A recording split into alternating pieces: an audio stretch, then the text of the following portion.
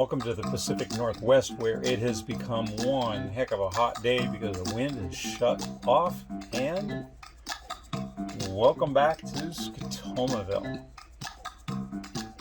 Angelina tells me that it takes just as much energy to think positively, abundance-minded, as it does to think scarcity.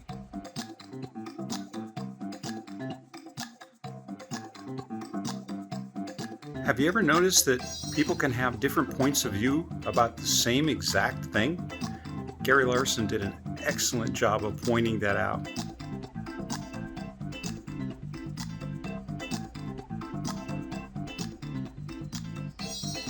I'm sure you know this guy. And if you are that guy, thanks for watching this channel. We're going to talk about strategy. We're going to continue last episode's talk about strategy, and this one we're going to extend it a bit more, and I think you'll find it very, very interesting.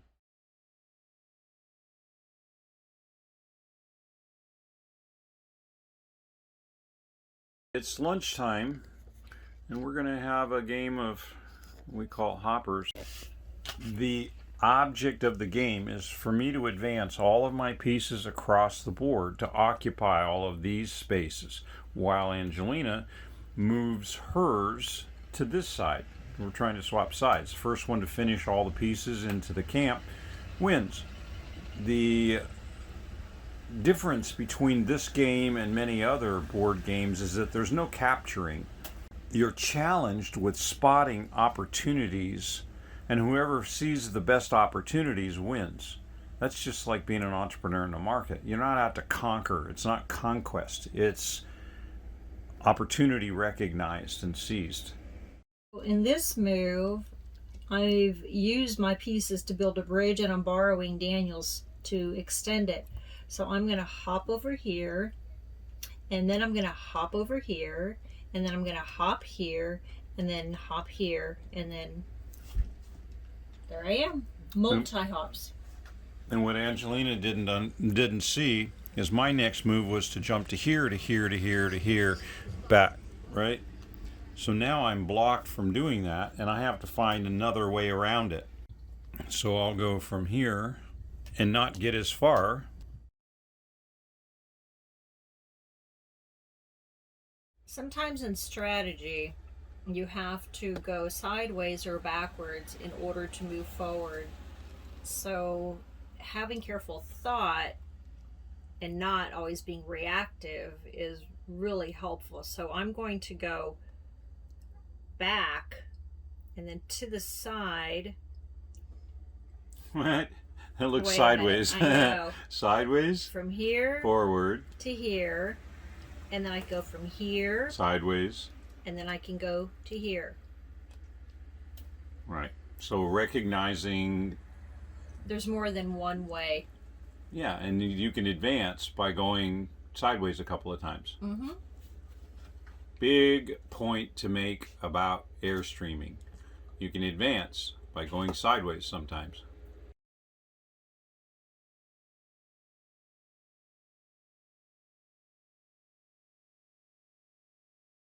One of the things most people admire about the Airstream is all those windows and the skylight.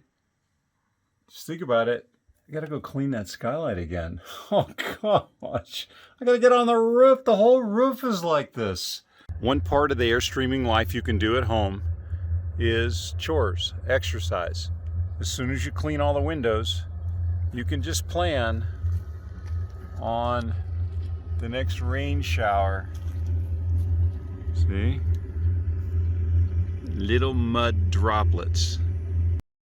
When you least expect it, oh yeah, you can wash the windows all over again. Multiple hops are a goal. However, sometimes there's wisdom in just doing one hop.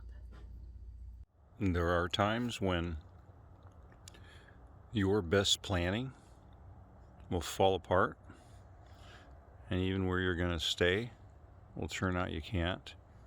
So you have to think on your feet and find a well-lit spot in a quiet neighborhood But be okay with at the last minute if you see something you might have missed because you take a deep breath to make a better move. You missed that one. Thank you. Go ahead. Touche.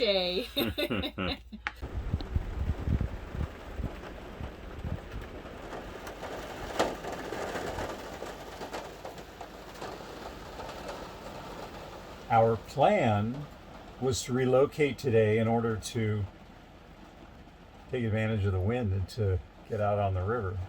But our strategy work before play, so today turns into a pouring, rainy, weatherman didn't get it right. Yeah, change of plans. Onus probandi.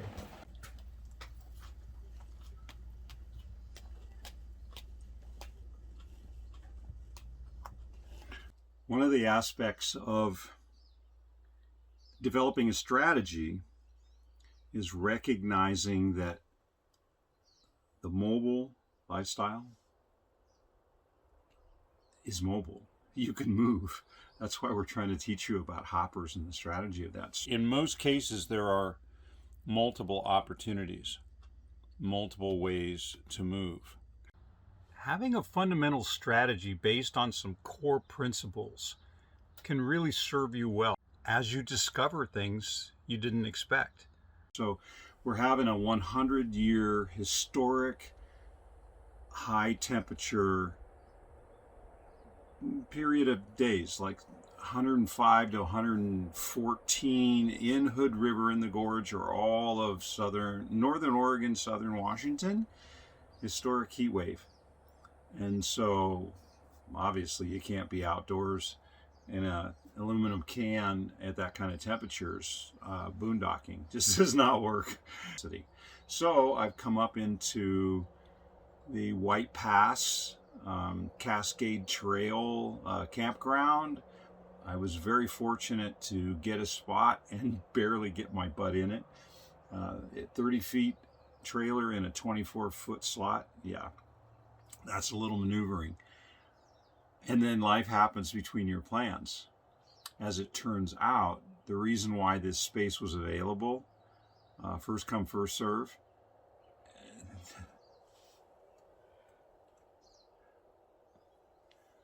That's a mosquito. That was in the trailer after shooting the drone shot. It just rode in on my shoulder or something. Oh, God. Look. They are vampires here. They are horrible. It's a fly fishing only lake, and it's beautiful. It's dense in the trees, and the mosquitoes are here. And one of the local fishermen said to me, "Oh, well, they'll be gone in a month." And I said to him, "Well, I'll be gone on Sunday."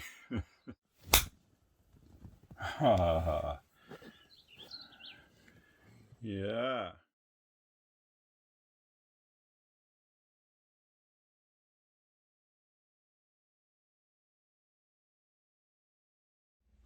It's very common to repeat a move. So once you've set up a bridge or a pathway, to repeat it. Remember the last one I went from here to here to here to here to there to there? Well, here I am again. And so for Angelina to recognize, wait a minute, he's done that, because watch this. I can move this one here to here to here to here to here to here. You see, and I'm gaining great ground. So she needs to be aware, here's what the market is doing. Here's how other people are behaving.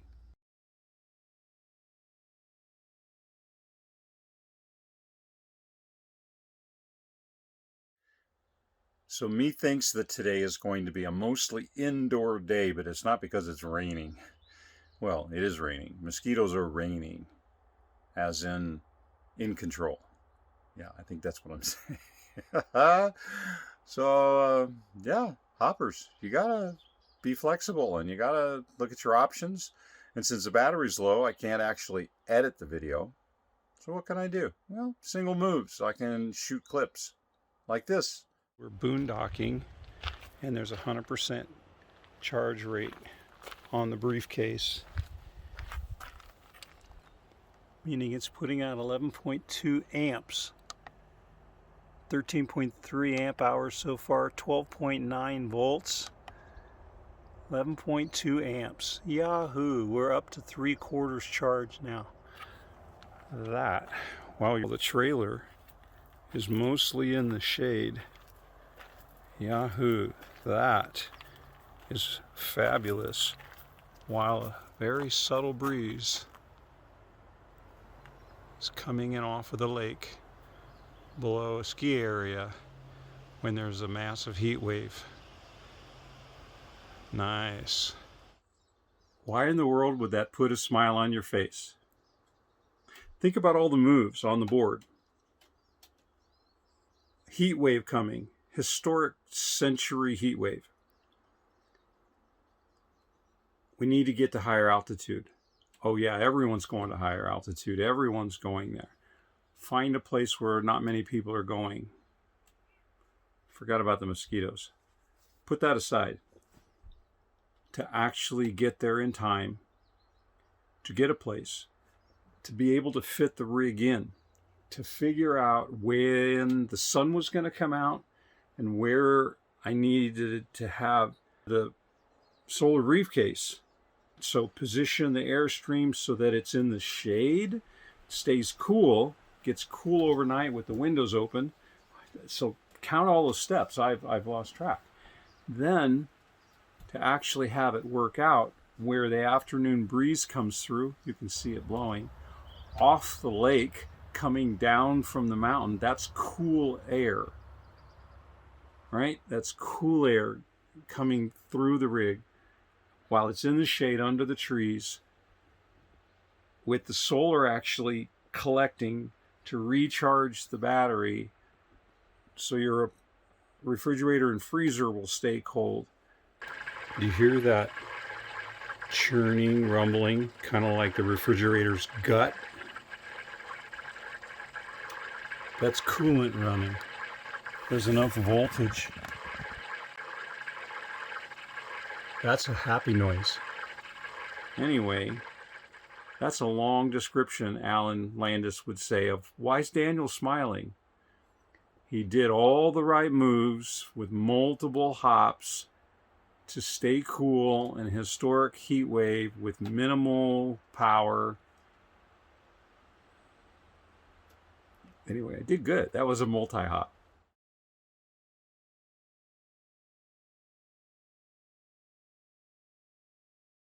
A significant philosophy I'd like you to consider is learning to speak the truth. You see, seeking out the truth and speaking the truth can be difficult. Highly functional Aspergers have a hard time making it up because they just don't even have the wiring for that. That gave me an advantage. But I just could not, for most of my life, even imagine how deceptive people in general can be. I'd really encourage you. Learn to speak the truth. Here are some examples.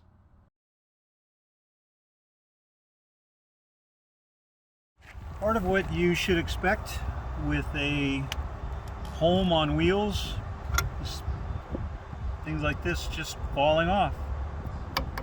Plastic. The replacement part is $9. The Loctite to keep it in place, that is just a few cents. So that should be the way that they do it in the factory. But, oh no.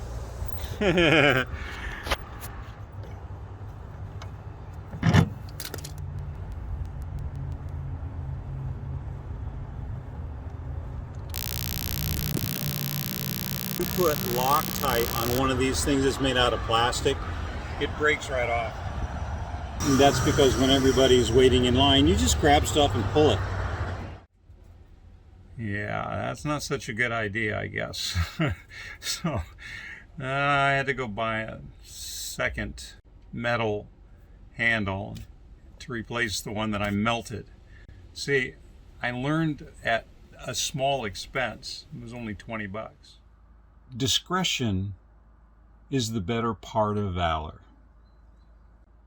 I had to fall off a glacier to realize that was true. I just came out to wash the truck to make a mental break and take a look at what I just found. That's a bird.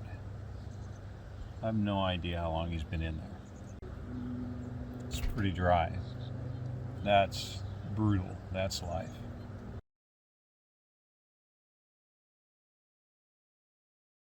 Remember when I said I put a 30-foot Airstream in a 24-foot sight? Yeah, well, apparently one of those stumps, those little markers on the side, was underneath one of those branches hanging out, and yeah, that one's going to take me a bit of time to fix. See, you want to ramp up on your learning.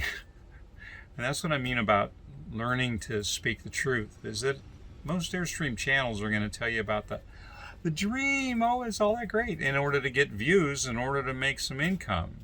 Yeah, okay, but here's the truth.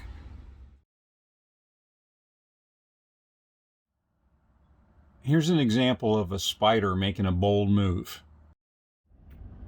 I found him on my windshield at 30, 40 miles an hour, and that sucker hung on all the way up to 70 for, I think it was 7 or 8 miles. I think he did well. Completely changed his destiny, that's for sure. Sometimes that's a good model to follow. Take some bold multi-hop steps. I took him off the windshield using an index card and put him on the side of the road. Proceed 3 miles to so that he's got a story to tell and a life to live and children to raise about his great adventure. And shake some things up in your life. Take a different path to work. Try a different food. Try some new exercise. Learn a new skill. I was asked by one older gentleman in a campground of how many ways I could segment a grapefruit. I actually learned some new ways to segment grapefruit. You see, old dogs can learn new tricks, and so can you. You can do some really fabulous stuff to chart a new pathway. So what I want to say, to make a new course, to change directions, to set your sail a little different, to have a different outcome than you were handed. This is where Angelina and I started our adventure together. I actually put together my first group of servers for Intelligent NetWare in this warehouse and building. This was our first upgrade into the Harmon Lofts, and we were at the top floor at that very end. In the beginning there would be fire drills and false alarms, and we would go from up here down to the main thing, elevators, and we would have to carry our web servers downstairs because there wasn't even a secured fire room for them. So we would sit at night, we'd sit out here waiting for the firefighters to come and clear the building and reset the alarm. I recall Jim Rohn pointing out the difference between being broke and being poor. You see, poor is a state of mind. It's the lack of ambition. Being broke is just a situation. And you can be broke often and never be poor. And that's the truth. Over here is University of Washington.